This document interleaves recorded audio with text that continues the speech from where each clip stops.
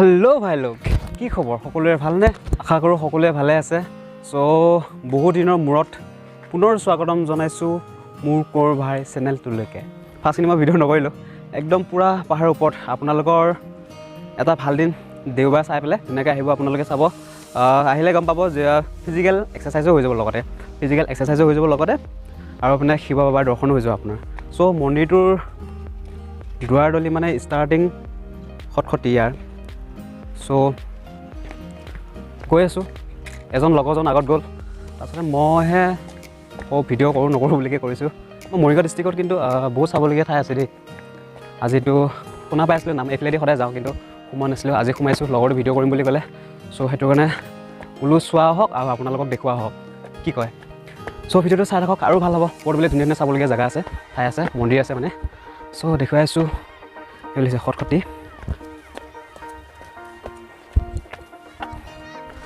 আও ফুপুলা বাবা নমস্কাৰ ফুপুলা ছাগলী একে হেৰি নিচিনা কাছখিলা মায়ঙত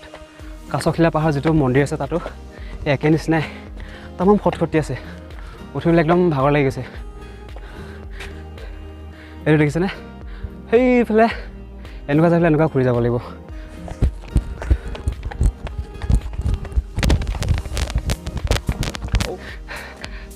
এনেকুৱা লাগিছে জিভাখনে তাতো লেংটি মাৰি ল'ব পাৰিম আৰু পূৰা ফিজিকেল এক্সাৰচাইজ হৈছে ছিক্স পেক লাগিছে ইয়াত লগত কোনফালে সেইফালে যোৱা নাই এটা কুঁৱা এটা আছে বুলি কৈছিলে এইটো কুঁৱাটো আমি জাগিৰোডৰ পৰা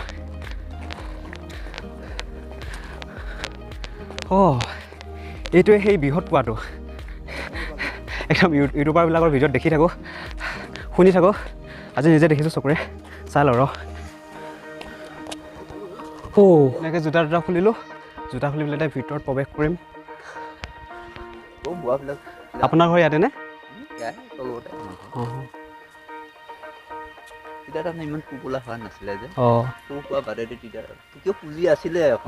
কিমান দিনমান হৈছে ইয়াত এইবিলাক ডেভেলপ হোৱা দুমাহ তিনিমাহমান হৈছে ন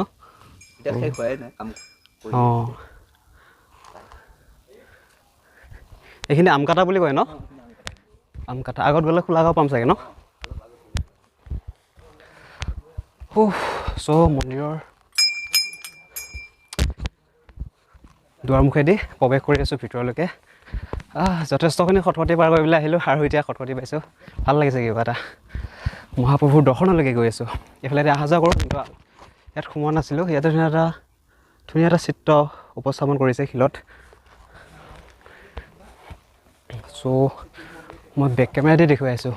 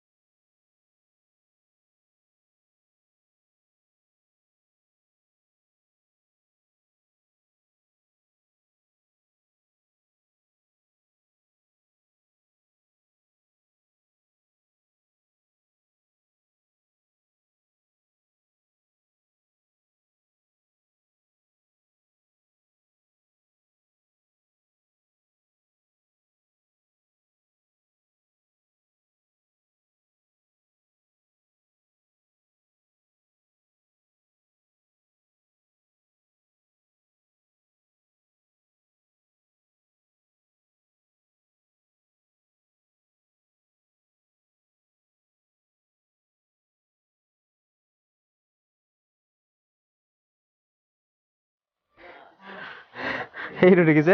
তামোলে একে তলত আছে মই অলপ ওপৰলৈকে উঠি আছোঁ এইফালে কাম চলি আছে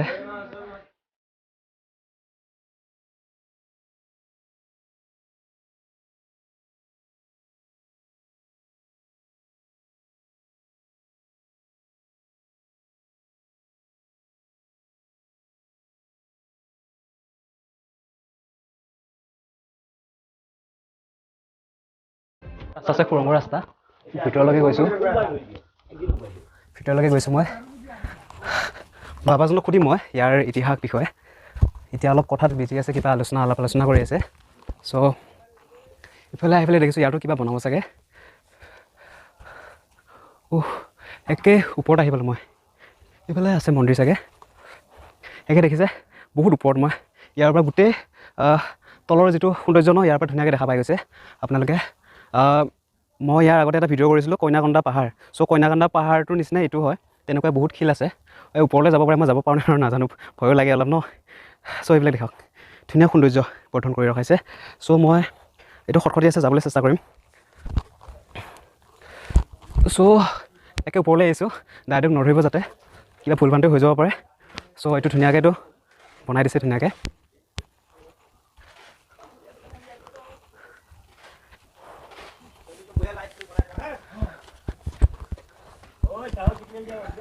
অঁ ইফালে দেখিছেনে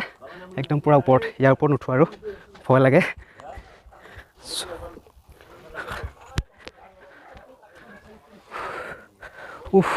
একে ওপৰলৈ গ'লে বহুত ভাল লাগিছে একে আৰু যদি অহা যায় এয়াই দেখা পাব আৰু তলত গৈছোঁ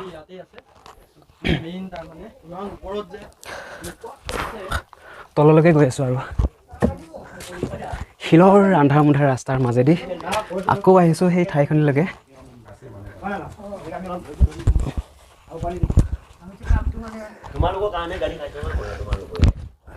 বাবা ইয়াৰ কিবা ইতিহাস আছে নেকি ইতিহাসৰ বিষয়ে ক'ব নেকি অলপ থুলমূলকৈ কৈ দিব নেকি ভাই যদি থুলমূল নহয় আৰু ভালকৈ বহা কমেই অকণমান অঁ এয়া ইতিহাস হৈছে ইয়াৰ নাম হৈছে মহেক মহেক ধামৰ অৰ্থটোৱে হৈছে মহেক ধাম বাবা মহাদেৱ পাৰ্বতী দেৱাদেৱ মহাদেৱৰ ধাম ধামটো হৈছে ভগৱানে বনোৱা আৰু নামঘৰ সত্ৰ মন্দিৰবিলাক এতিয়া আমি মানুহে বনোৱা নামাকৰণটো এইটোৱে হৈছে এইটো আমি মানুহে বনোৱা নহয় এইটো ভগৱানে বনোৱা ভগৱানে বনোৱা কথাটোনো ইয়াত আমি এতিয়া কেনেকৈ গম পালোঁ এইটো সত্যৰ যুগতে বোলে বাবাই বনাইছে এইটো দেখি থকা শিলটো ইয়াত বাবাই দি লৈছে কিছু আৰু শিল দিয়া পাই আহিছোঁ সেইবিলাক বাবাই দি লৈছে সত্যৰ যুগত বাবা ইয়াত আছিল এই কথাটো আমি এতিয়া কেনেকৈ জানিম আমি লোকে বা কেনেকৈ আমি মানিম আমি মানিবলগীয়া এইটোৱে হৈছে ইয়াৰ পৰা দৈটো দেখাইছে ইয়াৰ লোকতো দেখুৱাইছে আজি ধৰক 6-7 পুৰুষ আগত বা 8-9 পুৰুষৰ আগত যেতিয়া এসময়ত মানুহ আছিল এসময়ত আমাৰ এতিয়া থকা মানুহখিনি আছিল তেতিয়া সপোনত কিছু ভক্তপ্ৰাণ লোকক বাবাই সপোনত দেখুৱাইছিল ঐ মই এনেকৈ তেনেকৈ সত্যৰ যুগত মই ইয়াত বসতি কৰিছিলোঁ আৰু সত্যৰ যুগত সকলোৱে বিশ্বাস কৰাটো উচিত গছ গছনি মানুহ দুনুহ সকলোৱে ঈশ্বৰৰ লগত সমানে এতিয়া নিচিনাকৈ কথা পাতিব পৰা আছিল সেয়ে সত্যৰ যুগত তেওঁ ইয়াতে থাকি আৰু কিছুমান দৃশ্য আছে তেওঁৰ বিষয়ে গতিকে এনেকৈ দেখুৱাওঁতেই 3-4 পুৰুষ ইয়াত পাৰ হৈ গৈছে তাৰপৰা 2-4জনক ভকতকো দেখুৱাইছে ইয়াৰ পৰা দূৰত্ব ভকতকো এনেকৈ যাই থৈ তেতিয়া এনেকৈ যাই বস্তুটো ইটো সিটো মুখৰে বাগৰি যাওঁতে কথাটো বিশ্বাসৰ ঘৰলৈ আহি সৰ্বপ্ৰথমে এয়া লোকেলতি ৰাইজ ইয়াৰ নিচেই ওচৰত থকা গাঁওখনে হৈছে নাম আমকটা আৰু ইয়াৰ মানে ৰেভিনিউ ভিলেজটো আমকটা আৰু বা খলাগাঁও এনেকৈ কৰি ডাঙৰ এটা বৃহত্তৰ এৰিয়া ভকতগাঁও এৰিয়া জাগিৰোড সমষ্টি বা মৰিগাঁও জিলাৰ ইয়াত এখন মহাধাম মানে সেই তেতিয়াৰ এইবিলাক কথাকে লৈ পেলাই আমাৰ ভক্তপ্ৰাণসকলে সপোনত দেখিছে আৰু আকাশী বাণী হিচাপেও কৈছে আৰু কোনোজনক এনেকৈ আমি সদিশত আহিও কৈছে সেই কোৱা কথাবিলাকক লৈহে ইয়াত লিখকসকলে বা ইয়াত পূজা কৰা সকলে আমাৰ আগৰৰ পৰা ধৰি আজি 70-80 বছৰ আগৰৰ পৰা ধৰি বা 100 বছৰৰ পৰা এটা অনুমান কৰি আমাৰ ইয়াত বসতিপূৰ্ণ ৰাইজে মানে ইয়াক ধামত এনেকৈ এটা ভাৱ ঈশ্বৰে দিয়াত ধাম বুলি লিখিব পৰা হৈছে আৰু আমি আগৰ পৰা এতিয়া অধ্যয়ন চিন্তা কৰিছোঁ আমাৰ অসমৰ আগৰ হ'ল মানে প্ৰয়াগজ্যোতিষ নামটো অসমৰ এতিয়া নৰকাসুৰ ৰজা দিনৰ ভূমিপুত্ৰ এই প্ৰয়াগজ্যোতিষপুৰৰ পৰা এইবিলাক বস্তুটো তেতিয়াৰ পৰা যদিও আছিল আমি তাৰমানে বিচাৰি পোৱা গুণতে লুপ্ত হৈছিল আৰু ভগৱানে এনেকৈ আকাশীবাণী হিচাপে সপোনত হওক দিঠকত হওক এইবিলাক দেখুৱাতেই মানে ভক্তবৃন্দই পাই পেলা এই ধামখন ধামধামা নামাকৰণ দি এতিয়া চলাই আছে আৰু ইতিপূৰ্বে এই চৰকাৰ হাততো পৰিছে এইটো 5 নম্বৰত পৰিছে মৰিগাঁও জিলাত 12খনমান পৰিছে আমাৰ আমকাটা 5 নম্বৰত পৰিছে গতিকে চৰকাৰেও ভাল সহায় কৰিছে বৰ্তমান চৰকাৰে ধন্যবাদ দিছোঁ 1,40,00,000 টকা এই ৰাস্তাৰ কাৰণে দিছে আৰু 10 লাখ এটা আমাৰ এই মহেক ধামৰ মানে আলহী থকা ঘৰ এটা অসুবিধা হৈ আছিল আৰু লেট্ৰিন বাথৰুম অসুবিধা হৈ আছিল তাৰ হৈ 10 লাখ এটা দিছে এয়া কাম চলি পাই কাম হৈছে এতিয়া এইখিনিত এই কৈলাশত এই ফটোত থকাই ধৰ অলপ ইয়াৰ পৰা হেৰি হ'ব এই 4জনক মানে বনোৱা হৈছে বনোৱা আমাৰ কমিটিৰ হাতত ধন টকা পইচা নাই দুখীয়া আৰু ৰাইজ চৰকাৰে দিয়াটো সেইফালেই গৈছে চৰকাৰকেইটা বিচাৰিব লাজেই লাগে দি উঠিছে আৰু কি বিচাৰিম গতিকে আমি খুজি মাগি ফুৰোঁতে ইয়াতে ডাটা পাইছোঁ এজনে এটা মূৰ্তি যিমানটো পইচা পৰে 30-40-50 হাজাৰ সেইটো দি পেলাই মানে এই 4জনৰ মানে মহাদেৱ বাবা আৰু মা পাৰ্বতী আই গণেশ কাৰ্তিক এই 4জন ডাটা ইতিমধ্যে হৈছে আৰু তাৰপৰা আৰু কিছু আমাৰ ইয়াত ডাটা প্ৰয়োজন আছে তাৰপিছতে নন্দ আছে ভেঙি আছে মহাকাল আছে বিকাল আছে তাৰপৰা অশ্বপতি আছে, বহুত ধৰণৰ এনেকুৱা আছে। আৰু আমাৰ এই বনাই থকা বৰ্তমান আমাৰ বিশ্বকৰ্মা মিস্ত্ৰী বাপ এই এখেতেই হৈছে, এখেতকে মানে কামটো দিয়া হৈছে আৰু এখেতেই কামটো কৰিব। গতিকে আমি বহু ৰাইজৰ আগমনবিলাক ইয়াত বিচাৰি আছোঁ আৰু তোমালোকে পাৰিলে অলপ সহায় সাৰথি কৰি দিবা আৰু এইটো ধাম সত্য ঈশ্বৰ বনাই যোৱা বুলিয়ে ভাবোঁ। তললৈকে গৈ আছোঁ। বাবাই ধুনীয়াকৈ বিৱৰী বিশ্লেষণ কৰিলে। চ' কৈছে যে এনেকুৱা ধৰণৰ মৰিগাঁৱত বহুতো ঐতিহাসিক মঠ মন্দিৰ আছে, ভগৱানৰ কিবা চিহ্ন চিত্ৰ আছে। চ' সেইবিলাক যাতে সংৰক্ষণ কৰি ৰখাব পাৰে, সেইটোৱে চৰকাৰৰ ওচৰত বিনম্ৰ অনুৰোধ। চ' যথেষ্টখিনি ইয়াত ডেভেলপ হৈছেই, আৰু বাবাই কোৱাৰ দৰে যিখিনি কৈছে সেইখিনি যদি চৰকাৰে অলপ চকু ফুলিয়ে চায় তেনেহ'লে ইয়াত আৰু ডেভেলপ হ'ব। আৰু ইয়াৰ কাৰণে অসমৰ ৰাইজেই এসময়ত গৌৰৱ প্ৰকাশ কৰিব। চ'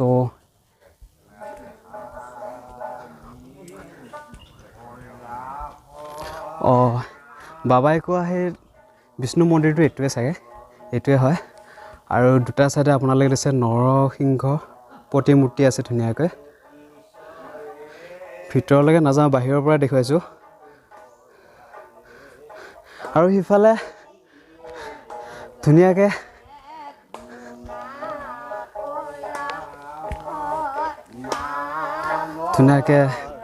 শিৱ ভক্তৰ কাম চলি আছে ধুনীয়াকৈ, বঢ়িয়া। একো নাই, হাঁহিলে ভালে ন, হাঁহি থাকিব লাগে। মানুহৰ জীৱন এবাৰ পাইছোঁ যে হাঁহি ফুটিয়ে থাকিব লাগে। আমি জাগিৰৰ পৰা আহিছোঁ। ৰাইজক প্ৰদৰ্শন কৰাও, আমি যেতিয়া মৰিগাঁওবাসীয়ে হয় ন, এইবিলাক আৰু দেখুৱাব লাগে ৰাইজক, চবেই যাতে আহক ইয়ালৈকে।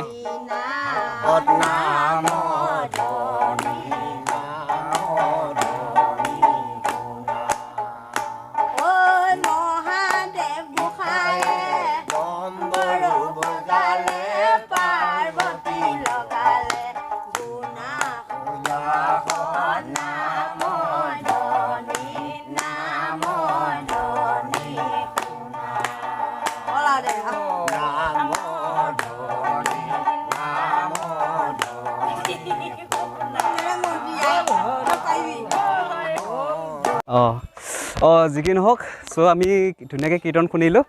আই বাবাৰ পৰা, শুনি পেলাই এতিয়া ধুনীয়াকৈ তললৈকে গৈ আছোঁ। আমি এতিয়া ঘৰমুৱা হ'ম চাগে, ঘৰমুখৰ হ'ম আৰু। নাই, অলপ সিফালৰ পৰা আহিলোঁ। ঠিক আছে।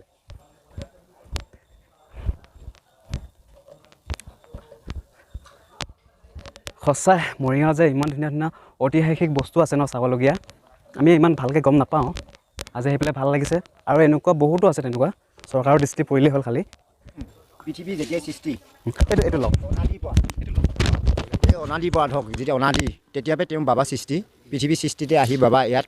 কাৰ্তিক, গণেশ, শিৱ, পাৰ্বতী এই কৈলাশত তেওঁ বসতি কৰিছিলে। আমাৰ কাকা দেউতা আৰু আজু কাকা দেউতাসকলে কৰি গৈছে। আজি আহি আমি এই পৰিৱেশটো পাইছোঁ। চৰকাৰে অলপ আমাক সহায় কৰিছে। আৰু আমাৰ এই মহেশ ধামৰ শ্ৰী মহেশ ধাম বুলি কওঁতে ইয়াত আমাৰ 20খন মন্দিৰ সোমাই আছে।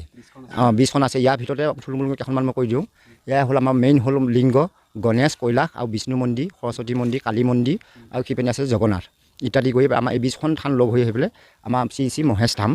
নামটো মহেশ ধাম হৈছে। আৰু ইয়াত যিসকলে মনোবাঞ্ছা পূৰ্ণৰ কাৰণে যি ভাবি আহিছে, কোনোবা চাকৰি, কোনোবা বিয়া বাৰু ইত্যাদি কৰি এইসকলৰ সিদ্ধি হয় ইয়াত। আৰু সেইকাৰণে ইয়াত আমাৰ এতিয়া বৰ্তমান এতিয়াই নহয়, আগৰ পৰা মানুহ অগণন আহিয়ে থাকে। দিনো আৰু ৰাতিটো আহে। ৰাতি কীৰ্তন হয় বাৰু, এয়া কীৰ্তন হয় আমাৰ 6টা বজাত কীৰ্তন হয়। আৰু এনেই ৰাতি আৰু আহে, অন্য পাৰ্টি আহে, ৰাতিটো কীৰ্তন হৈ থাকে। ইয়াত আমাৰ মায়কৰ ব্যৱস্থা আছে। কোনোবা পুথি পঢ়ে, তেওঁলোকক আমি জেগা নহ'লে আকৌ এই বিষ্ণু মন্দিৰত দিওঁ। এনেকৈ কৰি ইয়াত 2-3টা দল ডেইলি থাকে। হয়। উৎসৱ 3দিনীয়া আমাৰ কাৰ্যসূচী ইয়াত উৎসৱ পালন কৰা হয়। ইয়াত 3দিনীয়া কাৰ্যসূচী দি এতিয়াই নহয়, অতীজৰ পৰা হৈ আহিছে 3দিনীয়া কাৰ্যসূচী দি ইয়াত আমাৰ ভক্তসকল আহে। এতিয়া কিন্তু বস্তুটো আমাৰ ধামখনো সোমাই আছে আমাৰ এই হাবিৰ মাজত। এতিয়া আমাৰ অল অসমৰ ভিতৰত এই থান আছে, কিন্তু বহুত ধাম বুলিবলৈ নাই। কিন্তু আমাৰ এখন ধাম সোমাই আছে ইয়াত তোমালোকে অলপ প্ৰচাৰ কৰি দিলে আৰু অলপ নহয় বাৰু, মানে এখন আমাৰ বস্তু নহয়। হয়, এখন আমাৰ বস্তু নহয়, এখন সকলোৱে আমাৰ অসমৰ বস্তু। অসমত বৰ্তমান 32খন না 30খন জিলা নহয় বাৰু, এই জিলাৰ ভিতৰতে এখন ধাম সোমাই আছে। ইয়াক আমাৰ উন্নত কৰিবৰ কাৰণে আমাৰ নৱ যুৱক প্ৰজন্মসকলে আগবাঢ়ি আহিব লাগিব।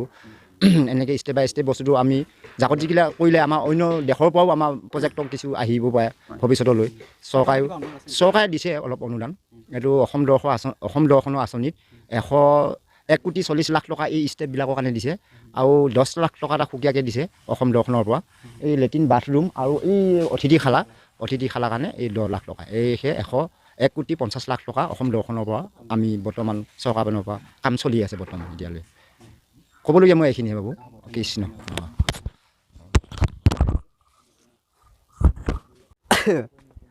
তো লকাইহঁত আহি পেলাই সঁচাই বহুত ভাল লাগিল বহুতখিনি নজনা কথা জানিলোঁ একদম পূৰা অভিজ্ঞতা সম্পন্ন থকা মানুহৰ পৰা ব্যক্তিৰ পৰা চ' আকৌ এতিয়া তললৈকে গৈ আছোঁ খটখটি ফালে যিহেতু অসমৰ ভিতৰত এটাই ধাম চ' এই ধামটো উন্নত কৰাৰ কাৰণে যাতে চৰকাৰে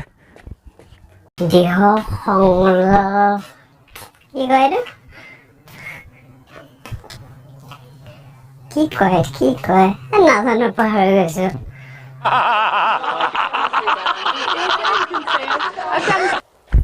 চ' এয়া দেখিছে বাবাই কৈছিলে চৰকাৰৰ পৰা অনুদান সাপেক্ষে ৰাস্তাটো ভাল কৰি আছে আৰু ধুনীয়াকৈ নৰ্দমা নলী বনাই আছে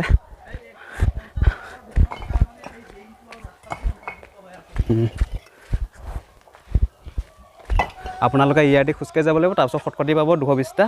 তাৰপিছত ধুনীয়াকৈ মহেশ ধামৰ অংশ বিশেষবিলাক দেখা পাব চ' ইমানে কৰি মোৰ ব্লগটো শেষ কৰিছোঁ ধন্যবাদ